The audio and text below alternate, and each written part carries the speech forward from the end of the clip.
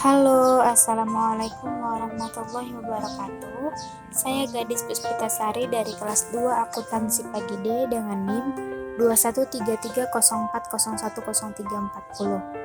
Saya akan melanjutkan pembahasan mata kuliah Sistem Informasi Akuntansi. Kali ini topik yang akan saya bahas yaitu Sistem Akuntansi Aset Tetap. Yuk simak videonya. Oke, pembahasan yang pertama yaitu dokumen yang digunakan.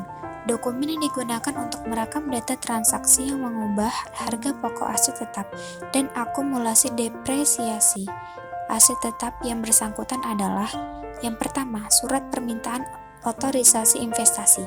Karena investasi dalam aset tetap biasanya meliputi jumlah rupiah yang relatif besar dan mencakup keterikatan dana jangka waktu panjang, maka pengendalian aset tetap dilakukan melalui perencanaan yang matang.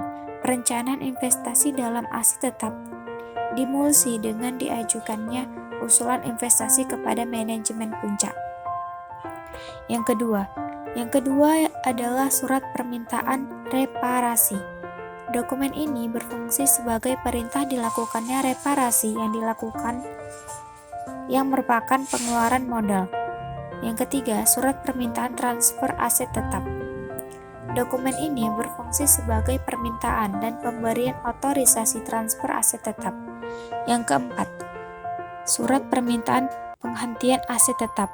Dokumen ini berfungsi sebagai permintaan dan pemberian otorisasi penghentian pemakaian aset tetap.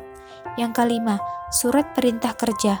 Surat perintah kerja berfungsi sebagai perintah dilaksanakannya pekerjaan tertentu mengenai aset tetap dan sebagai catatan yang dipakai untuk mengumpulkan biaya pembuatan aset tetap.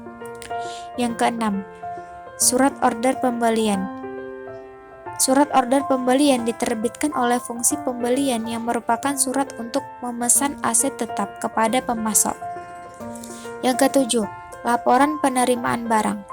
Laporan penerimaan barang diterbitkan oleh fungsi penerimaan setelah fungsi ini melakukan pemeriksaan kuantitas, mutuan, spesifikasi aset tetap yang diterima pemasok. Yang kedelapan, faktur dari pemasok. Dokumen ini merupakan tagihan dari pemasok untuk aset tetap yang dibeli. Yang kesembilan, bukti kas keluar. Dokumen ini merupakan perintah pengeluaran kas yang dibuat oleh fungsi akuntansi setelah dokumen surat permintaan otorisasi investasi, surat order pembelian, laporan penerimaan barang, dan faktur dari pemasok diterima dan diperiksa oleh fungsi tersebut. Yang ke-10, daftar depresiasi aset tetap. Daftar depresiasi aset tetap berisi jumlah biaya depresiasi aset tetap yang dibebankan dalam periode akuntansi tertentu. Yang ke-11, bukti memorial. Bukti memorial digunakan sebagai dokumen sumber untuk pencatatan transaksi depresiasi aset tetap, harga pokok aset tetap yang telah selesai dibangun, pemberhentian pemakaian aset tetap, dan pengeluaran modal. Selanjutnya yaitu catatan akuntansi. Catatan akuntansi terbagi menjadi 3, yaitu yang pertama kartu aset tetap. Catatan akuntansi ini merupakan buku pembantu aset tetap yang digunakan untuk mencatat data yang bersangkutan dengan aset tetap tertentu. Yang kedua, jurnal umum. Jurnal umum digunakan untuk mencatat transaksi harga pokok aset tetap yang telah selesai dibangun, biaya-biaya untuk pemasangan dan pembongkaran aset tetap, penghentian pemakaian aset tetap, dan depresiasi aset tetap. Yang ketiga, register bukti kas keluar. Register bukti kas keluar digunakan untuk mencatat transaksi pembelian aset tetap dan pengeluaran modal yang berupa pengeluaran kas. Selanjutnya, fungsi yang terkait. Fungsi yang terkait dalam transaksi yang mengubah harga pokok aset tetap dan akumulasi depresiasi aset tetap adalah yang pertama, fungsi pemakai. Fungsi pemakai bertanggung jawab mengajukan usulan investasi dalam aset tetap dan mengajukan surat permintaan otorisasi investasi untuk merealisasikan perolehan aset tetap seperti yang tercantum dalam anggaran investasi yang telah disetujui oleh RUPS. Yang kedua, fungsi riset dan pengembangan. Bertanggung jawab mengajukan usulan investasi aset tetap yang dimanfaatkan bersama oleh lebih dari satu fungsi. Yang ketiga, direktur yang bersangkutan berfungsi memberi persetujuan terhadap usulan investasi dan surat permintaan otorisasi reparasi yang diajukan oleh unit organisasi yang ada di bawah wewenangnya. Yang keempat, direktur utama. Direktur utama memberikan otorisasi terhadap semua mutasi aset tetap. Yang kelima, fungsi pembelian. Fungsi pembelian bertanggung jawab memilih pemasok dan menerbitkan surat order pembelian untuk mengadakan aset tetap. Yang keenam, fungsi penerimaan. Fungsi ini bertanggung jawab melakukan pemeriksaan terhadap aset tetap yang diterima dari pemasok. Yang ketujuh, fungsi aset tetap. Fungsi ini bertanggung jawab atas pengelolaan aset tetap perusahaan. Yang kedelapan, fungsi akuntansi. Fungsi akuntansi bertanggung jawab dalam pembuatan dokumen sumber bukti kas keluar dan bukti memorial untuk pencatatan mutasi aset tetap dan penyelenggaraan buku pembantu aset tetap. Selanjutnya adalah jaringan subsistem. Jaringan subsistem yang membentuk sistem akuntansi tetap adalah yang pertama, sistem pembelian aset tetap. Sistem pembelian aset tetap dirancang untuk melaksanakan pencatatan harga pokok aset tetap yang diperoleh dari transaksi pembelian. Yang kedua, sistem perolehan aset tetap melalui pembangunan sendiri. Ini dirancang untuk mencatat harga pokok aset tetap yang diperoleh dari pembangunan yang dilaksanakan sendiri oleh perusahaan. Yang ketiga, sistem pengeluaran modal.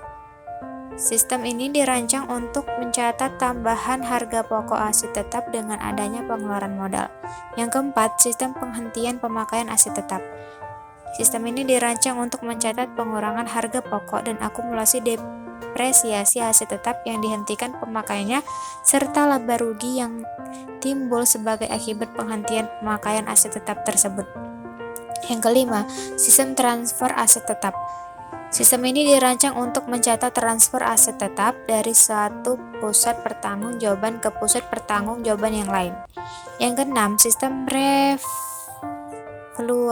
aset tetap. Sistem ini dirancang untuk mencatat transaksi penilaian kembali aset tetap. Dokumen sumber yang dipakai sebagai dasar pencatatan adalah bukti memorial. Yang ketujuh, sistem akuntansi depresiasi aset tetap. Dirancang untuk mencatat biaya depresiasi aset tetap. Dokumen sumber yang dipakai sebagai dasar pencatatan adalah bukti memorial.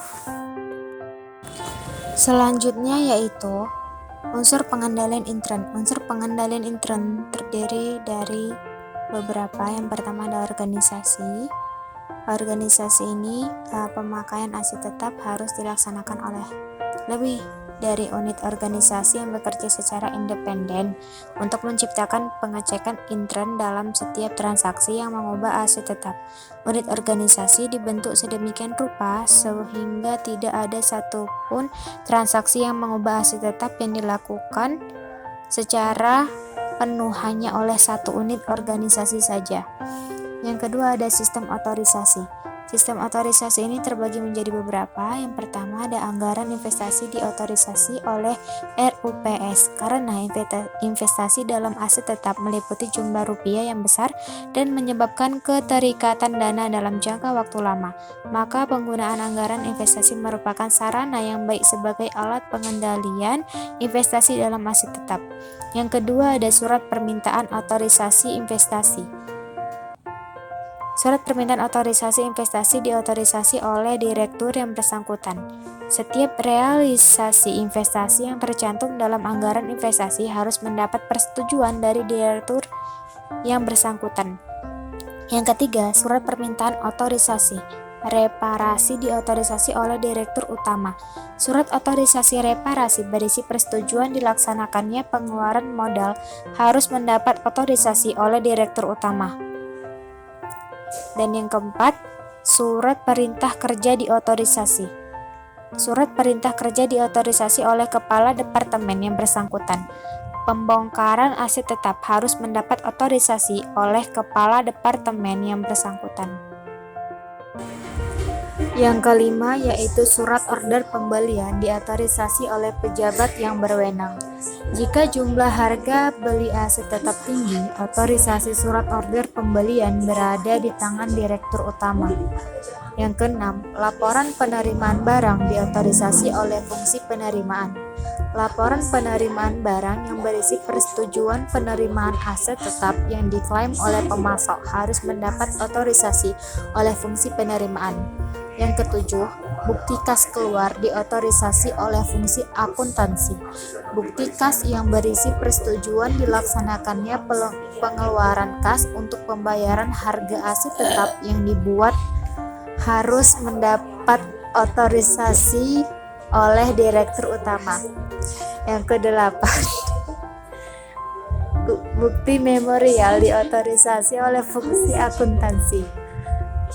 Bukti memorial yang berisi persetujuan dilaksanakannya updating terhadap kartu aset tetap dan jurnal umum harus diotorisasi oleh kepala fungsi akuntansi.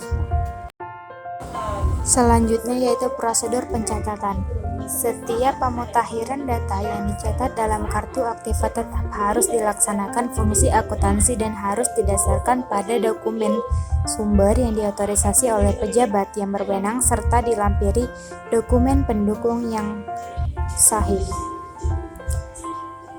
Terus ada praktek yang sehat. Pengawasan intern yang baik mensyaratkan data dalam kartu aset tetap secara periodik dengan aset tetap secara periodik dicolokkan dengan aset tetap secara fisik. Pengawasan investasi dalam aset tetap yang baik dilaksanakan menggunakan perencanaan yang dituangkan dalam anggaran investasi untuk mencegah kerugian yang timbul karena akibat kebakaran dan kecelakaan.